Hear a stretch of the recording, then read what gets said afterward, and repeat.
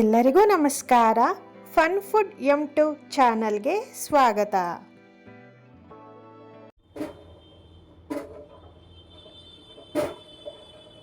ಏನಿದು ಸೌಂಡ್ ಅಂತ ನೋಡ್ತಾ ಇದ್ದೀರಾ?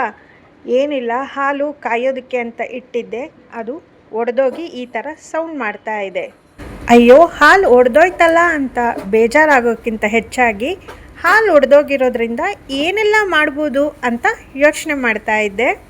ಕೆಲವೊಮ್ಮೆ ಈ ರೀತಿ ಆಗೋದು ಸಹಜ. ಹಾಗಂತ ಹಾಲು ಒಡೆದಿದೆ ಅಂತ ಅದನ್ನು ಬಿಸಾಡೋದಕ್ಕಿಂತ ಆ ಒಡೆದ ಹಾಲಿಂದ ಏನೇನೆಲ್ಲ ಮಾಡ್ಬೋದು ಅಂತ ಒಮ್ಮೆ ಯೋಚನೆ ಮಾಡಿದ್ರೆ ಅನೇಕ ರೆಸಿಪಿಗಳು ನಮಗೆ ಸಿಗುತ್ತೆ. ಬನ್ನಿ, ಇವತ್ತಿನ ವಿಡಿಯೋದಲ್ಲಿ ಅದೇ ಒಡೆದ ಹಾಲನ್ನು ಬಳಸ್ಕೊಂಡು ಮನೆಯವರೆಲ್ಲ ಮೆಚ್ಚುವಂತಹ ಸ್ಪೆಷಲ್ ರೆಸಿಪಿನ ಮಾಡೋಣ.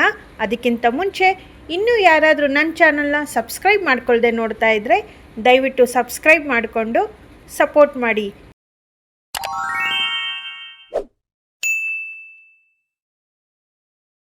ಹಾಲು ಒಡೆದ ತಕ್ಷಣ ಅದಕ್ಕೆ ಇನ್ನೂ ಸ್ವಲ್ಪ ನಿಂಬೆ ರಸ ಅಥವಾ ವಿನೆಗರ್ನ ಸೇರಿಸಿ ಪೂರ್ತಿಯಾಗಿ ಹಾಲು ಒಡೆಯೋದಕ್ಕೆ ಬಿಟ್ಬಿಡಿ. ನಾನಿಲ್ಲಿ ನಿಂಬೆ ರಸನ ಸೇರಿಸ್ತಾ ಇದ್ದೀನಿ. ಹಾಲು ಪೂರ್ತಿಯಾಗಿ ಒಡೆದಾದ್ಮೇಲೆ ಅದಕ್ಕೊಂದು ಪ್ಲೇಟ್ ಮುಚ್ಚಿ ಹಾಗೆ ಬಿಟ್ಬಿಡಿ. ಅದಕ್ಕೆ ಏನು ನೀವು ಟಚ್ ಮಾಡಬೇಡಿ, ಅಲ್ಲಾಡ್ಸಕ್ಕೆ ಹೋಗಬೇಡಿ, ಏನು ಮಾಡಬೇಡಿ.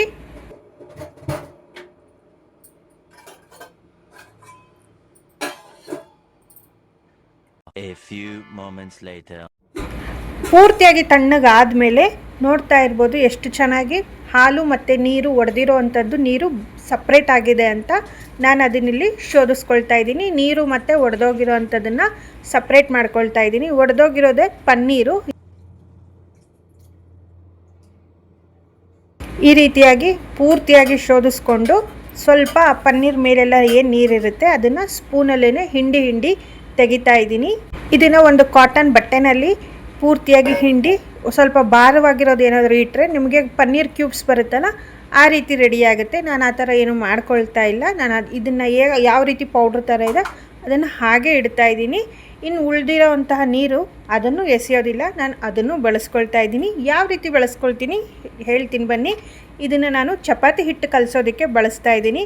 1-2 ಸ್ಪೂನ್ ಚಪಾತಿ ಹಿಟ್ಟು ಹಾಕಿ ರುಚಿಗೆ ಎಷ್ಟು ಬೇಕೋ ಅಷ್ಟು ಉಪ್ಪನ್ನು ಹಾಕಿ ಉಳಿದಿರುವಂಥ ಒಡೆದೋಗಿರೋ ಹಾಲಿನಲ್ಲಿರುವಂತಹ ನೀರನ್ನು ಸ್ವಲ್ಪ ಹಾಕಿ ಹಿಟ್ಟನ್ನು ಚೆನ್ನಾಗಿ ನಾದ್ಕೊಂಡು ಚಪಾತಿ ಹಿಟ್ಟನ್ನು ಕಲಸಿ ಇಟ್ಕೊಳ್ತಾ ಇದ್ದೀನಿ. ಇನ್ನೂ ಸ್ವಲ್ಪ ಮಿಕ್ಕಿರುವಂತಹ ಹಾಲಿನ ನೀರಿತ್ತು, ಅದಕ್ಕೆ ಉಳಿದಿರುವಂತಹ ಮುದ್ದೆ ಇರುತ್ತಲ್ಲ ಅದನ್ನು ಹಾಕಿ ಆ ನೀರನ್ನು ಹಾಕಿ ಸ್ವಲ್ಪ ರುಚಿಗೆ ಎಷ್ಟು ಬೇಕೋ ಅಷ್ಟು ಉಪ್ಪನ್ನು ಸೇರಿಸ್ತಾ ಇದ್ದೀನಿ. ಇದಿಷ್ಟೇ. ಇದನ್ನು ನೀಟಾಗಿ ಮಿಕ್ಸಿ ಮಾಡ್ಕೊಳ್ತಾ ಇದ್ದೀನಿ. ಮಿಕ್ಸಿ ಮಾಡಿಕೊಂಡಾಗ ಸಿಂಪಲ್ ಆಗಿರುವಂತಹ ರಾಗಿ ಗಂಜಿ ಆಗಿರ್ಬೋದು ಅಥವಾ ರಾಗಿ ಗಂಜಿಯ ಸ್ಮೂದಿ ಅಂತನಾದರೂ ಹೇಳ್ಬೋದು, ಅದು ರೆಡಿ ಆಗುತ್ತೆ. ಒಂದು ಸರ್ವಿಂಗ್ ಗ್ಲಾಸ್ಗೆ ಸ್ವಲ್ಪ ಐಸ್ ಕ್ಯೂಬ್ಸ್ನ ಹಾಕಿ ರೆಡಿಯಾಗಿರುವಂತಹ ರಾಗಿ ಗಂಜಿನ ಹಾಕ್ಕೊಳ್ತಾ ಇದ್ದೀನಿ. ಇದು ಕೂಡ ತುಂಬಾ ರುಚಿಯಾಗಿ ಬಂದಿತ್ತು. ನಾನು ಯಾವತ್ತೂ ಟ್ರೈ ಮಾಡಿರಲಿಲ್ಲ ಈ ರೀತಿ. ನಾನು ಮೊದಲನೇ ಸತಿ ಮಾಡಿದ್ದು, ತುಂಬ ರುಚಿಯಾಗಿ ಬಂದಿತ್ತು.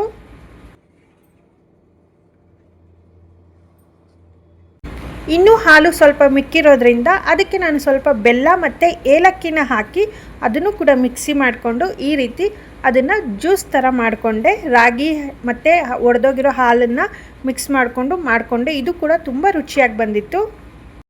ಒಂದು ಉಪ್ಪು, ಇನ್ನೊಂದು ಸಿಹಿ, ಈ ರೀತಿಯಾಗಿ ನಾನು ಸಪ್ರೇಟಾಗಿ ಮಾಡಿಕೊಂಡೆ. ಎರಡೂ ಸಹ ತುಂಬ ರುಚಿಯಾಗಿತ್ತು.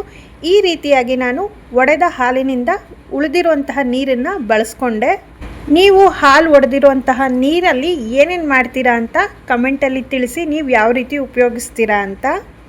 ಇನ್ನು ಮಾಡ್ಕೊಂಡಿರುವಂತಹ ಪನ್ನೀರ್ ಏನಿದೆ ಅದನ್ನು ನಾನು ಬುರ್ಜಿ ಥರ ಮಾಡ್ಕೊಳ್ತಾ ಇದ್ದೆ.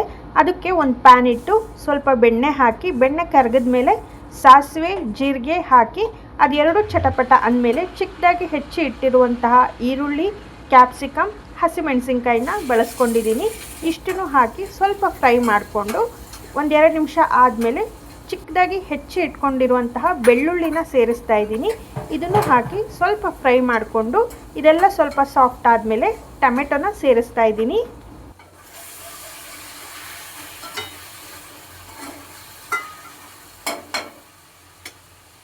ಇದಕ್ಕೆ ಸ್ವಲ್ಪ ಉಪ್ಪನ್ನು ಸೇರಿಸಿ ಒಂದು ಪ್ಲೇಟ್ ಮುಚ್ಚಿ ತರಕಾರಿ ಎಲ್ಲ ಬೇಯೋದಕ್ಕೆ ಬಿಡ್ತಾ ಇದ್ದೀನಿ.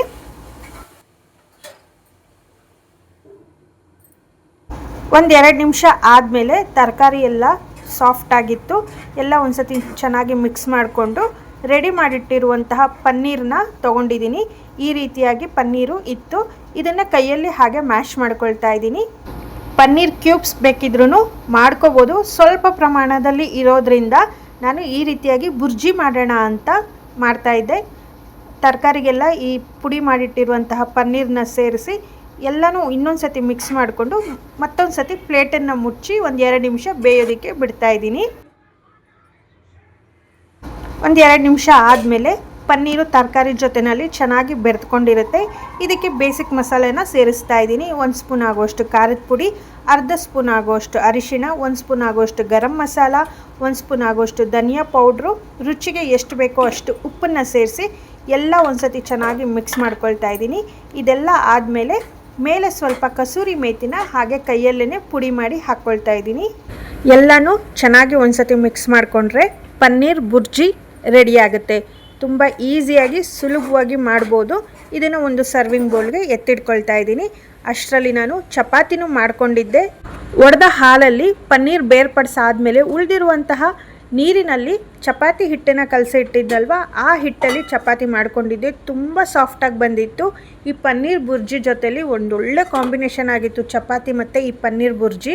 ನೋಡಿದ್ರಲ್ಲ, ಈ ವಿಡಿಯೋನಲ್ಲಿ ನಾನು ಒಡೆದ ಹಾಲಿನಿಂದ ಸುಲಭವಾಗಿ ಮಾಡಬಹುದಾದ ಹೊಸ ರೆಸಿಪಿಗಳನ್ನ ತೋರಿಸಿದ್ದೀನಿ. ಹಾಲು ಒಡೆದೋಯ್ತು ಅಂತ ಬಿಸಾಡೋ ಬದಲು ಈ ರೀತಿಯಾಗಿ ಒಮ್ಮೆ ಟ್ರೈ ಮಾಡಿ ನೋಡಿ. ಈ ಒಡೆದ ಹಾಲಲ್ಲಿ ಪನ್ನೀರ್ ಆಗಿರ್ಬೋದು, ರಸಗುಲ್ಲ ಆಗಿರ್ಬೋದು, ಇನ್ನೂ ಬೇರೆ ಬೇರೆ ರೀತಿಯಾಗಿ ಮಾಡ್ಕೊಳ್ತಾರೆ. ನಾನಿಲ್ಲಿ ಸರಳವಾಗಿ ತೋರಿಸಿದ್ದೀನಿ. ಈ ರೆಸಿಪಿಗಳಲ್ಲಿ ನಿಮ್ಗೆ ಯಾವುದು ಇಷ್ಟ ಆಯಿತು ಅಂತಲೂ ಕಮೆಂಟಲ್ಲಿ ತಿಳಿಸಿ. ಈ ಒಂದು ವಿಡಿಯೋ ನಿಮಗೆಲ್ಲ ಇಷ್ಟವಾಗಿದ್ದರೆ ದಯವಿಟ್ಟು ಲೈಕ್ ಮಾಡಿ, ಕಮೆಂಟ್ ಮಾಡಿ, ಶೇರ್ ಮಾಡಿ, ಸಬ್ಸ್ಕ್ರೈಬ್ ಮಾಡ್ಕೊಳ್ಳೋದನ್ನು ಮರಿಬೇಡಿ. ಹಾಗೆ ಹೈಪ್ ಕೂಡ ಮಾಡಿ. ಮುಂದಿನ ವಿಡಿಯೋದಲ್ಲಿ ಮತ್ತೆ ಸಿಗೋಣ. Thank you.